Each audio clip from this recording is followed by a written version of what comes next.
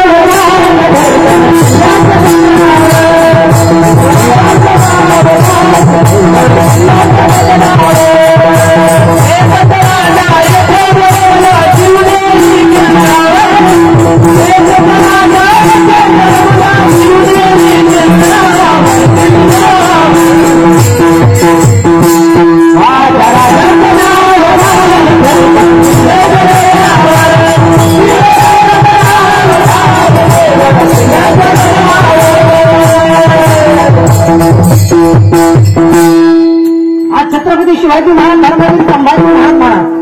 आज संभाजी महाराजांविषयी जर बघितलं आपण, अरे देशासाठी प्राण, धर्मासाठी प्राण बलिदान दिला, पण कोणता धर्म स्वीकारला नाही महाराज. बादशाने हाती दिली शिपाई हो, संभाजी राजाला खांबात बांधण्यात आलं. आज्ञा होता शिपाई संभाजी राजाजवळ गेले, संभाजी राजाला खांबात बांधण्यात आलं. विचारलं संभाजी आता तरी धर्मात येतोस म्हणजे उदाहरण देतोस. संभाजीने सांगितलं देशासाठी प्राण, धर्मासाठी प्राण बलिदान देईन, तुमचा धर्म मी स्वीकारणार नाही महाराज. आपण जर आज जर बघितलं महाराज, थोडेसे पैसे जर दिलं तर आज आपण धर्म बदलता आहे रे महाराज. संभाजीराजा आपण हाती दिले शिपाईला, संभाजीराजाची जीभ कापण्यात यावी आज्ञा होताच संभाजीराजाच्या दिशेने संभाजीराजाच्या दिशेने शिपाई गेले. विचारलं संभाजीराजाला, संभाजी आता तरी धर्मात येतो संभाजी देशासाठी प्राण धर्मासाठी प्राण मिळणार धर्म स्वीकारणार नाही. शिपाई संभाजीराजाजवळ आले. शिपाई संभाजीराजाचं मुख उघडण्याचा प्रयत्न करू लागले, पण संभाजीराजाचं मुख काही उघडल्या जात नव्हतं. अरे सिंहाच्या जबड्यात घालून हात मोजी ती जात ती सांगणारा संभाजी आहे संभाजी. अरे संभाजीराजाचं मुख काही उघडल्या जात नव्हतं. संभाजीराजाचं नाक दाबण्यात आलं. आज तुम्ही बघा, कितीही मोठा पैलवान असू द्या, कितीही ताकदवान असू द्या, नाक दाबल्याच्या नंतर मुख उघडावंच लागतं महाराज. संभाजीराजाचं नाक दाबलं, नाक दाबल्याबरोबर संभाजीराजाचं मुख उघडण्यात आलं आणि संभाजीराजाची जीभ कापण्यात आली. पुन्हा संभाजीराजाला विचारलं शिपाई, पुन्हा कळकळीने धावत आली. विचारलं संभाजीला, संभाजी आता तरी धर्मात येतो म्हणून जीवदान देतो. संभाजीला सांगितलं देशासाठी प्राण धर्मासाठी प्राण बलिदान देईन, पण तुमचा धर्म स्वीकारणार नाही. पुन्हा कळकळीचा आवाज होता. शिपाई संभाजीराजाच्या डोळ्यामध्ये लाल झालेल्या सळ्या खुपासण्यात यावा आज्ञा होतात. शिपाई संभाजीराजाच्या दिशेने निघून चालले. दोन्ही हातामध्ये लाल सळ्या होत्या. हातामध्ये सळ्या असताना संभाजीराजाच्या दिशेने चलत असल्या संभाजीराजाचे डोळे चालले. याचं दुःख नव्हतं. अरे संभाजीला एकच वाटत होतं, अरे या डोळ्यात माझं स्वराज्य मला आज दिसणार नाही, माझी जन्मदिन आई वडील मला दिसणार नाही, माझे सैनिक मला दिसणार नाही, एक एक मावळा मला दिसणार नाही, म्हणून दुःख वाटत होतं. संभाजीराजाचे डोळे चालले, याचं दुःख नव्हतं.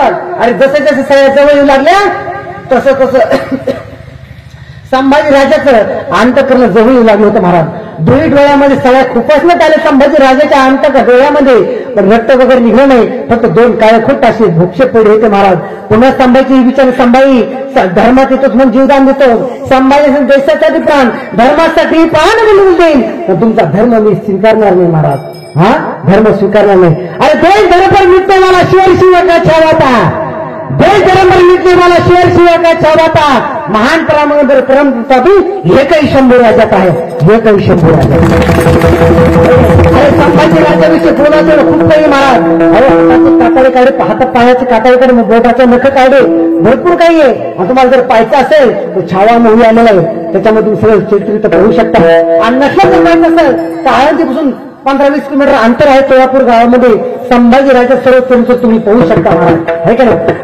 आपल्याकडे टाइम नसल्यामुळं आणि बोलासारखं भरपूर काही आहे. सैनिकाविषयी बोलासारखं आहे, आईवर बोलासारखं आहे, वडिलांविषयी बोलासारखं आहे, भरपूर नवे नवे संत चरित्र